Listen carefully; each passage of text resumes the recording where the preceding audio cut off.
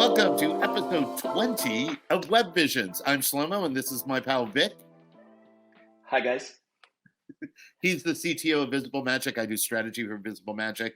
We are a development house that builds spatial AI and Web3 products, right? We build them in-house. We also build them for clients.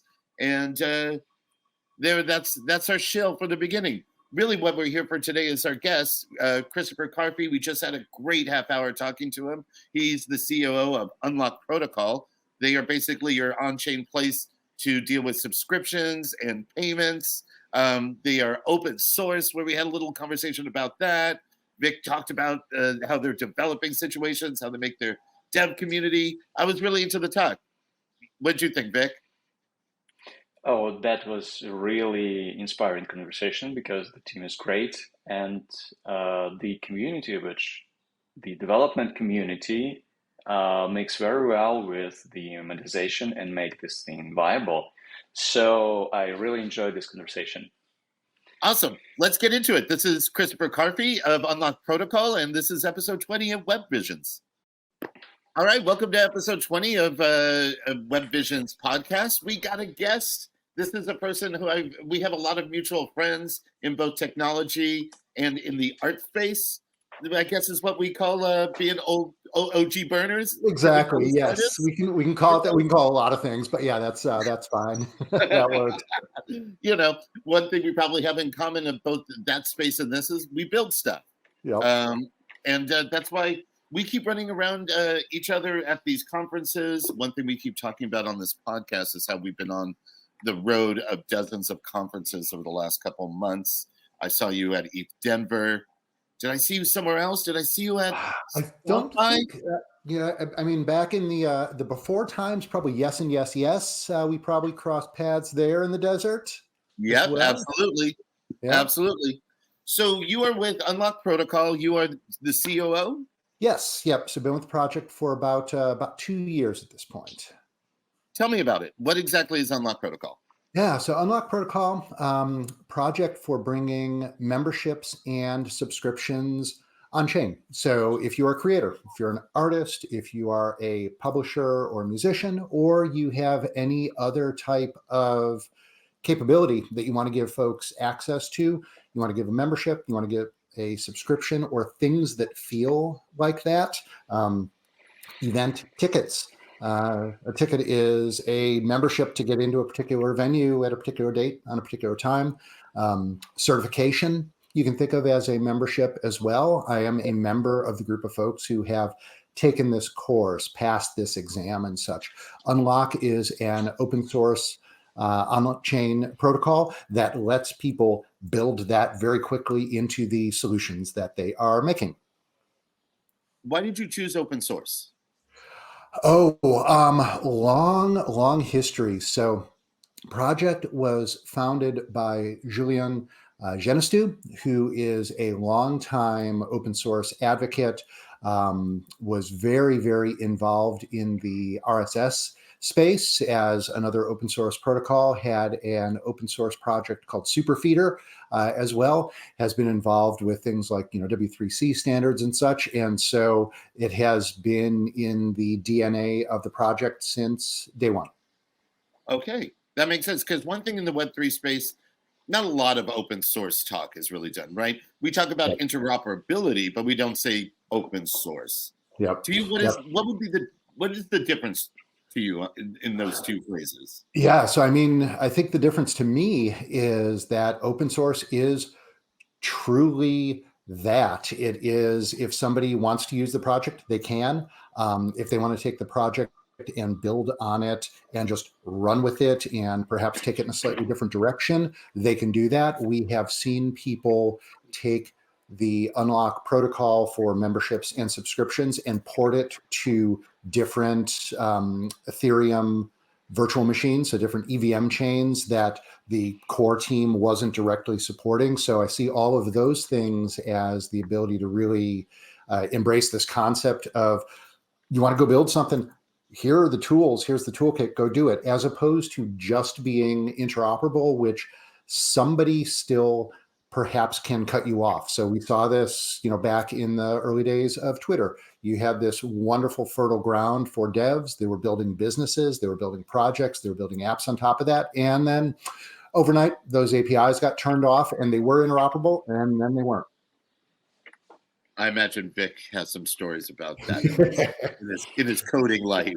Yeah, yeah, for sure. My question is, it's sometimes very hard for open source projects to get, to get the market traction, to get the monetization done right, and so on. And where you are now in this, in the finance sort of things. Yep. So the project's been around, as I mentioned, since 2018. There is some venture funding into Unlock Labs, which is actually the structure, the organization that signs the front of my paychecks. And there are a couple of different ways that the project is being monetized. The primary way is there are certain types of transactions. So Unlock works on-chain, obviously, but also supports interoperability with things like credit cards and Stripe and things of that nature. Mm-hmm. And so there is some monetization that's built on top of that as well as part of the overall model. I like that because I'm more of a 2.8, not a full tilt Web3 believer at the moment, even though I make actual Web3 on-chain ridiculousness. I believe the way to reach the masses is more 2.6, 2.7. As 100%. Yeah. And I mean, the thing that we're seeing from a super practical standpoint is both on the event side as well as the pure, more kind of media subscription side. On the event side, folks want to have that on-chain ticket, so that way they can get into other things later or be able to use that and be recognized for future airdrops and things like that. But they just want the ease of use, and so they want to sign up with an email. They want to sign up the way that they can just get in and do the thing quickly. So we're seeing that a lot on the event and ticketing side. What we're seeing on the subscriptions and media side, there are two particularly noteworthy projects right now, three actually.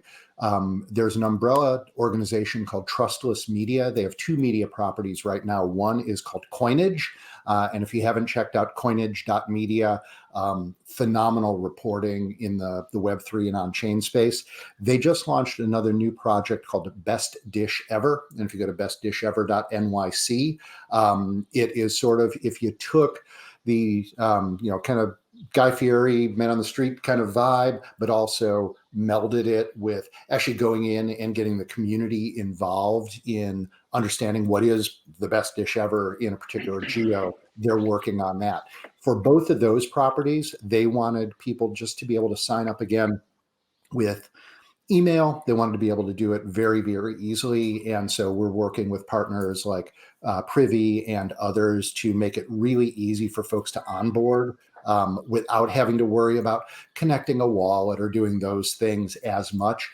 The other media property that we are supporting is a project called Dirt. If you go to dirt.fyi, the kind of the smartest, most opinionated, sort of on-chain meets culture, meets literary mag type of property I have seen to date. And I get their newsletter. And so Daisy and the team over there are crushing it. So if you are a subscriber, and if you're not subscribed, but if you do that and you get an on-chain subscription, that's actually powered by Unlock Protocol. Yeah, I think I just went to the website and got their newsletter, which means it's not connecting to you, right? They're putting their things out in various ways. So the newsletter is coming out and they are publishing that. But if you are there, you have an identity, you have a subscription. And if you paid for the year subscription, if you did do that, all of that infrastructure was powered by Unlock. Right. Now, I have a couple of things. There's a couple brands that have been playing around in your field, and they some of them are doing well, and some of them are total failures. And I'm curious on your thoughts on why they could be. One, it's a New York One is Blackbird, right? Mhm. Blackbird is that restaurant subscription service is basically in New York. Is that how Yep. we should call it? Yep. That went gangbusters, Yep. right? They did about 8,000 subs in like half a day. Yep.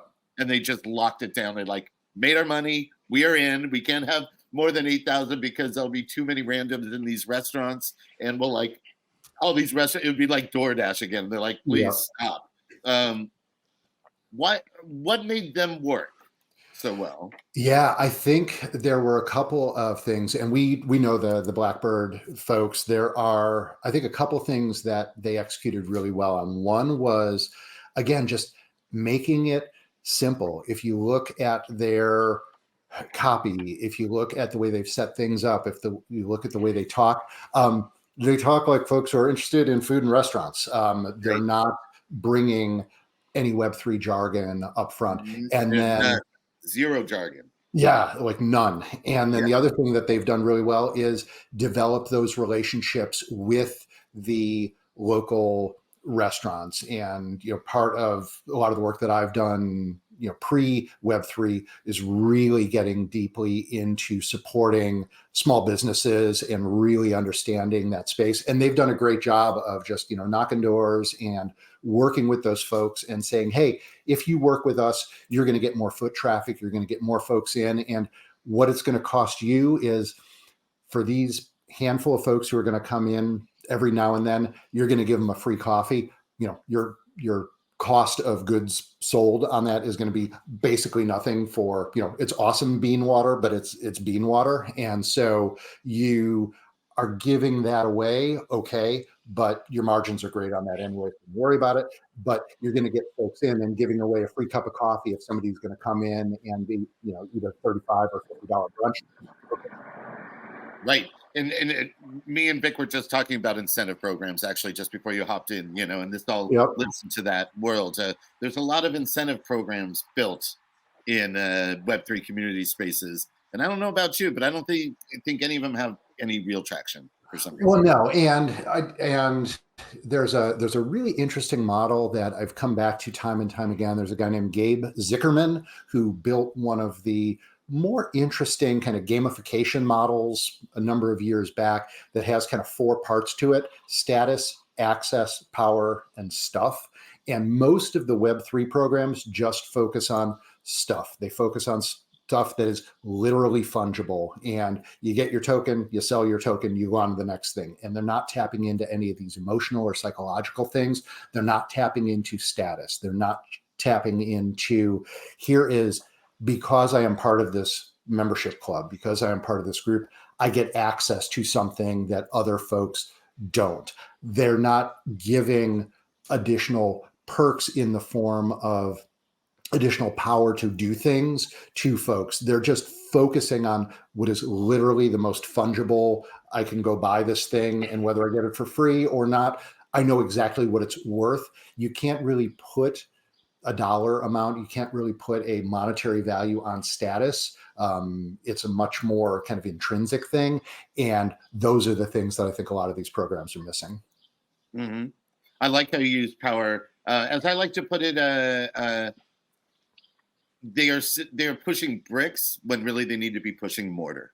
Yep, they need to be pushing the things that put bricks to connecting bricks, and not just selling me brick. Mortar is hard to do. Mortar leaks. Mortar, needs to be sloppy. Yep. Yeah. So that's basically my client thing I say all the time. You're too brick oriented, not mortar thinking, right? Yep. And that's a big deal when you think about making any of these subscription empowerment situations of it's more than a newsletter what I'm aping into, right? I'm aping into a situation that's purely made up and mental and also empowering. Yep. So and just to riff on that for a second, and you're also in the programs that are doing it right. You're actually becoming part of a community. You're becoming part of a group of other like-minded folks who you may know each other, you may not, but you've got some bit of vibe. You've got some bit of ethos that you share. Right. Now, there's the other one I want to talk to first. I want to talk about Blackbird. Now I want to talk about Coachella and how they tried to sell NFTs and it was a major fail. And I'd like to hear your thoughts on that.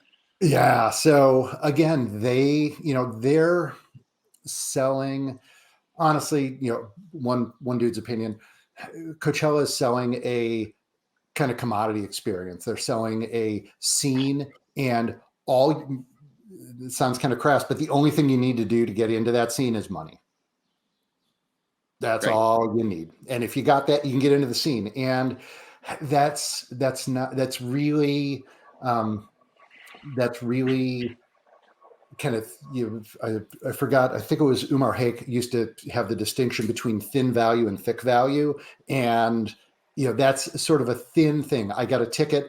I can go, I can put on my, fake fur boots, and I can go, listen to Grimes, try to beat match unsuccessfully.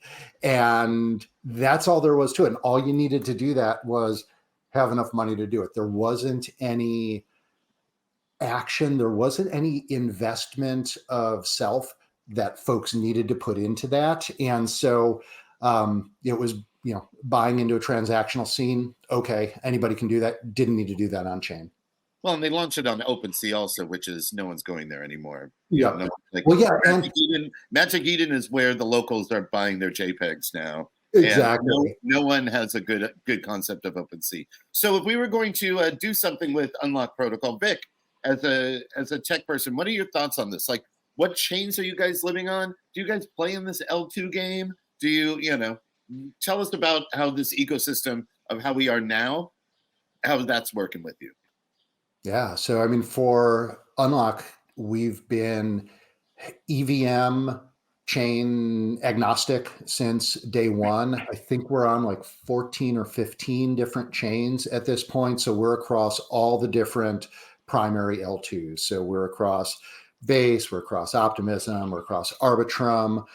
We just spun up Scroll because we were seeing a lot of projects in LATAM that were really jumping on that, and a raft of other ones. We support Cello and the folks over there, Polygon. So any of the EVM compatible L2s, we have found that if there is a real project, so Vic, if you wanted to spin up a project on some L2 that Unlock wasn't currently deployed on, but you had a real project, either core team could prioritize that, and we have seen new chains come on typically in couple of weeks, if we've got the bandwidth to do it. We've also seen folks, we saw a great project called Beyond Club out of Japan, and I forget which chain they deployed to, but they took the protocol. And if you go to our GitHub repo, we've actually got the instructions in there. It's like, if you want to do this and you want to deploy it to a new EVM, here's how you do it. And they just ran with it and were able to do it. So you're able to do that, and all of the, all the docs are out there. And of course, everybody from the core team is available to help. I have a question, if you don't mind. Please. How many contributors outside of the core team you have, and what people usually commit to? Yeah, so we've got, I don't know the raw number of core committers. I think we've got somewhere between 800 and 1,000 stars on GitHub at this point. And there are a number of different types of contributions. So there are things that come in where somebody has come in and contributed either an issue that they have seen or a bug that they want fixed, and they report on that stuff. And sometimes people from the community come in and pick those up. Mm-hmm. We have identified a number of things, either enhancements or some of those types of requests that we have put out there as great first issue types of things, and we've had people come in that way. And we've had people actually come in as contributors either into the core project. What we're starting to see now is this kind of community magic. Got a number of folks who are more on the creator side coming in, and they're like, hey, I understand what I want to do with the protocol, but I don't have the technical chops to do it. And we've got other folks who are on the dev side saying, oh, got you covered. And we're actually using the community as sort of a matchmaking place where it's like, okay, you should probably chat. And we're actually seeing some folks, from the community paying each other, to do dev work and things like this. We've even had times where folks who came in as an open source contributor who are working on some of those projects actually then do extended work with the core team as well. Okay, and how long it took to build this kind of traction with outside contributors? Oh, it's been, community is a slow build. So it's been a couple of years over time, and you get a couple of folks who like totally grok it and totally are enthused and engaged with it. And then sometimes life intervenes, they get busy with kids or other things or such. And so it's really just trying to kind of keep that vibe going. The thing that we have found is having a really consistent cadence of communication and convening of the members of the community helps a lot, again, both from the creator as well as the contributor side. And we see both of those on our weekly town halls. Mm-hmm. And where is your community? Oh, I'm sorry, I didn't hear. Where's your community? Do you keep them on Discord, or you build your own situation, or? Yeah, so we the center of gravity is Discord, and if you go to discord.unlock-protocol.com, that is where the most frequent stuff is happening. But we also know you got to meet folks where they are. So we've been increasingly engaged on Warpcast and Farcaster, so we're meeting folks out there, and we've got our own channel set up there. We actually just announced a new thing where next Tuesday, if anybody wants to eat tacos, we're buying. So we are sponsoring Taco Tuesday next week. So awesome. So we meet up with folks there. We do some stuff on Twitter. We found a really interesting Web3 native platform called Huddle, Huddle01, and we've been using it for probably 3 or 4 months as our town hall mechanism, because then, not unlike StreamYard, lets us go out and stream to some other channels as well. So we'll do the actual meeting in Huddle, and folks are convening there, but then we are live streaming either to X, or in the future we'll probably do YouTube and some other channels as well. Awesome. Vic, you got any last questions for this guy? I have a bunch, but it was really insightful, and thanks a lot for appearing on the podcast. I'm really enjoyed all the time here. Oh, thank you for the invitation. Absolutely. And you can, Vic, how do we end this podcast? What do people need to do on YouTube and LinkedIn? Like and subscribe. Thank you. It's his favorite part. Wait, I pointed the wrong way. It's his favorite part. Chris, thank you very much. I really appreciate you taking your time. I know you guys are very busy. And also, let's just acknowledge you guys starting 4 years ago, 5 years ago. You guys are dinosaurs in the space. Yeah, trying to avoid the comment. Oh, it's right, totally. I just think it's good. You guys are obviously doing it the right way in terms of growing your developer community and just, making sure everything is connected, right? And in terms of payments for my subscriptions, for my art, for my communications, the whole 9 yards. I really appreciate the time. Absolutely. We'll thank you. Really appreciate the conversation. Awesome. See you all next time. Web Vision episode 20. We are out.